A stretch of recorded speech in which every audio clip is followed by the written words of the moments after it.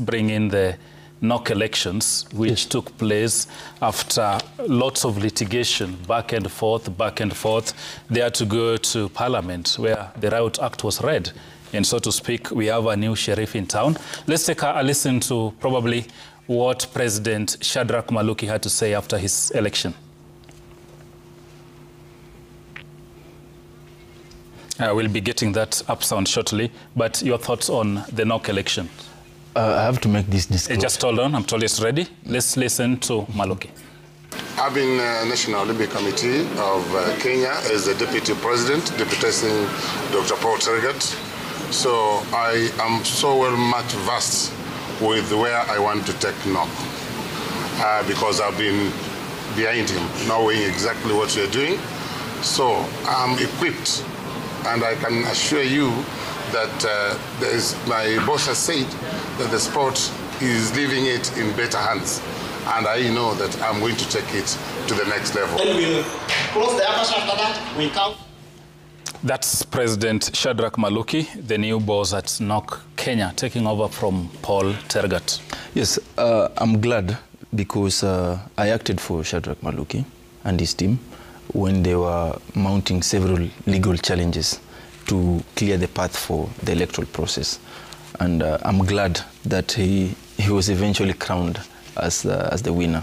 These elections were supposed to have been held on 24th of April.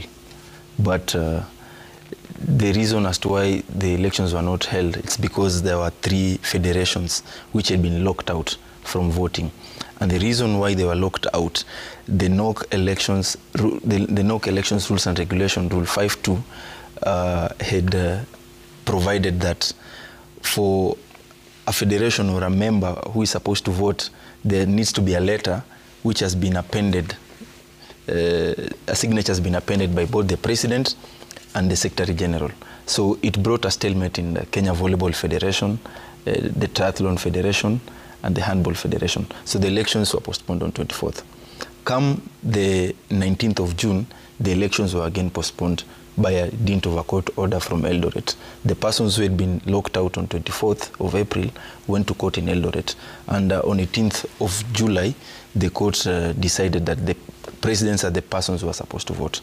After Parliament had waded in, IOC had waded in, and therefore it cleared the path for the presidents to vote. Morally, that was one of the worst situations that we have had to face, where the legitimacy of presidents had to be questioned. We should never sink that low.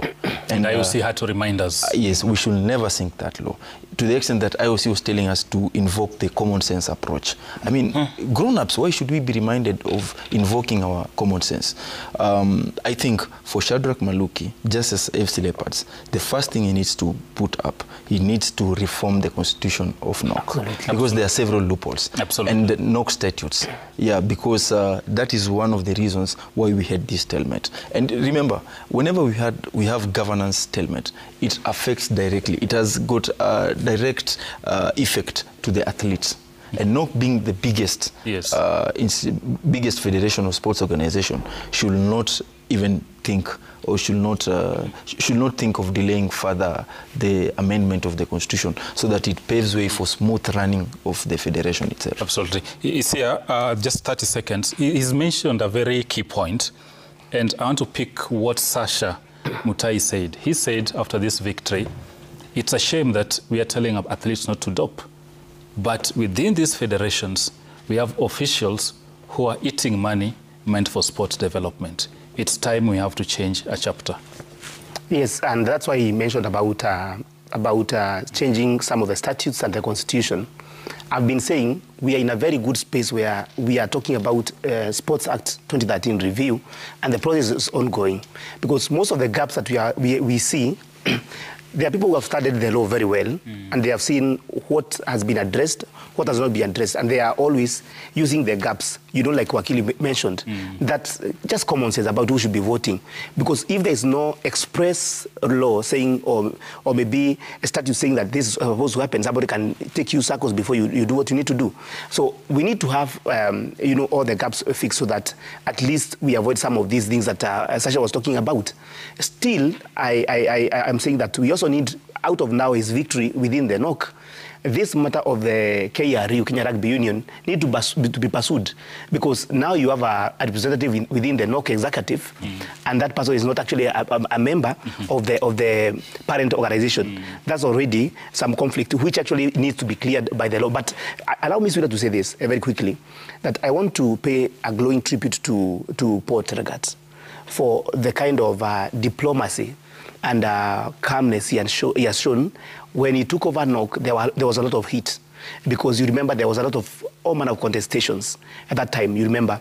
But now the ball is in the court of Bwana Maluki, after all this heat that we saw towards the election, to put the house together, regardless of the sides which people supported. Absolutely. Of course, following the law and the statutes of the NOC movement. That's the challenge to the new team, Team Shadrack Maluki, Barnaba Korir, and the rest. And now this is the moment you had been waiting for, as promised.